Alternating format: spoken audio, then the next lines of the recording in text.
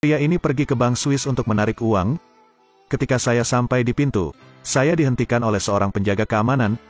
Dia menunjukkan kartu identitasnya, menyatakan bahwa dia adalah Pangeran Monte Cristo.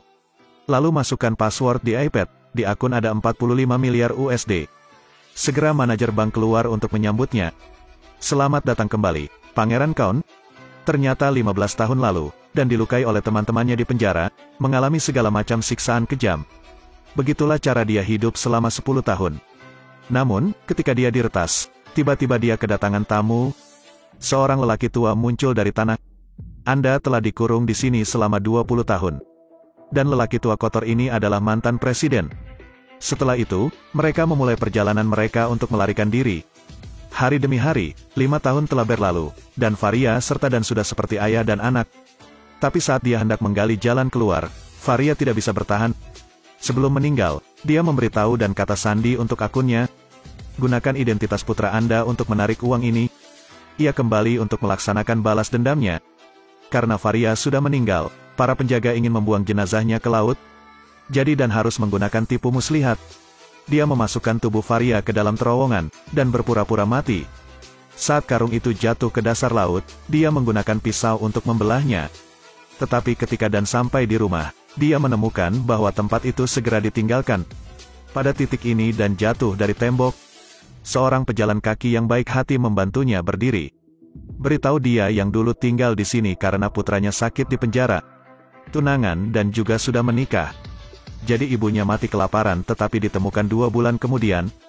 Kemudian dan pergi mencari seorang pria dan menendangnya ke laut. Saya memaksanya untuk mengatakan yang sebenarnya tahun itu. Ternyata tahun itu rekannya Kagura dan Yukio mencelakainya. Kini Kagura telah menjadi direktur sebuah perusahaan real estate. Yukio menjadi bintang besar dan menikahi tunangan dan Sumire. Bahkan polisi tahun itu berjabat tangan dengan mereka untuk mengirimnya ke penjara. Dia senang. Dan benar-benar hancur. Tapi dia ingat kata-kata Faria. Jadi bank Swiss di Singapura bersiap untuk balas dendam. Di sisi lain, bos dan meninggal 15 tahun lalu. Dan putra Shinichiro inilah yang menyelamatkan dan Kagura mengetahui bahwa ayah Shinichiro meninggalkan hutang besar pada putranya. Shinichiro membawa pulang abu ayahnya.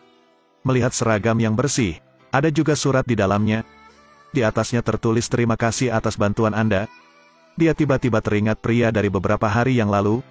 Dia membuka surat itu, di dalamnya ada cek senilai 100 juta yen. Yukio dan Kagura menghadiri pemakaman, lalu bertemu di pelabuhan. Mereka menyanjung satu sama lain. Tepat pada saat ini, seorang pria berjalan ke arahnya. Dia adalah dan yang mengubah namanya menjadi Shinkai. Dia mengejek kedua pria ini. Kemudian duduk di kapal pesiar pribadi. 2 lainnya masih berdiri di sisi iri. Shinkai kemudian mengucapkan restunya. Tapi balas dendam baru saja dimulai. Dia membeli rumah, memutuskan untuk mengumpulkan 3 musuh di satu tempat. Hari itu, Shinkai tidak sengaja menyelamatkan 2 orang yang sedang kesusahan di laut. Sebagai dermawan yang menyelamatkan nyawanya, ia diundang ke rumah Asuka.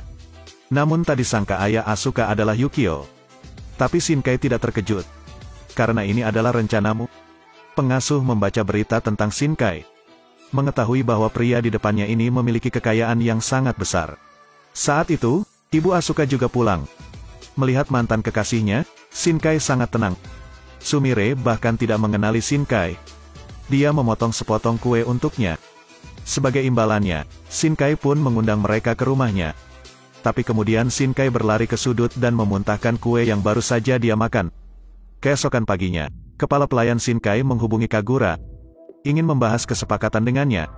Setelah menandatangani surat-surat, Shinkai memberinya kartu undangan. Undang dia dan istrinya ke pestanya. Tentu saja, Kagura tidak akan menolak. Sebelum pergi, Shinkai bahkan memberinya pancing.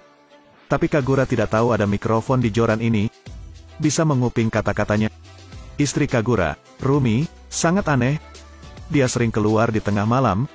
Kemudian buka pintu ke rumah lain. Lakukan sesuatu yang bodoh. 2 dari 3 musuh telah diurus. Hanya Kouhei yang paling sulit yang tersisa. Sebagai petugas polisi, dia sangat waspada. Jadi Shinkai memutuskan untuk mengambil tindakan dari istrinya. Saat Erina pergi ke gym, bawahannya menuangkan tepung soba ke dalam botol airnya. Erina alergi terhadap ini lagi. Setelah minum air, seluruh tubuhnya merah dan lelah. Saat ini, Shinkai berhasil menyelamatkan gadis itu tepat waktu. Erina mengundang Shinkai ke rumah sebagai tamu. Kouhei berpikir itu tidak sesederhana itu. Dia dengan hati-hati bertanya pada Shinkai, tapi disela oleh Erina, sekaligus mengungkap identitas asli Shinkai. Mengetahui hal itu, sikap Kouhei pun berubah. Saat ini, Shinkai memberinya undangan ke pesta. Kouhei langsung merobek kartu undangan tersebut. Tetapi ketika dia melihat alamatnya, dia tiba-tiba berpikir. Dia memutuskan untuk bergabung dengan partai ini. Di akhir minggu, 3 orang yang melukai Shinkai muncul bersama. Drama balas dendam akan segera dimulai. Pria ini membeli rumah berhantu. Kumpulkan semua musuh Anda di satu tempat. Shinkai sedang melakukan pertunjukan membunuh ikan di depan mereka. Pada saat ini, kepala pelayan mansion Tsuchiya memberitahu Shinkai tentang masa lalunya. Dia mengatakan 22 tahun yang lalu dia adalah seorang pencuri. Saat mencuri dari mansion ini, dia melihat seorang pria mengubur peti. Dan seorang wanita menangis.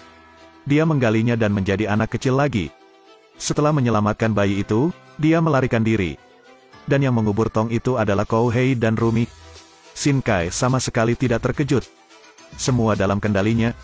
Dia kemudian membawa mereka ke balkon, mengatakan bahwa dia menemukan kerangka di bawah patung. Jadi dia menaruh bunga untuk mengorbankan jiwa itu.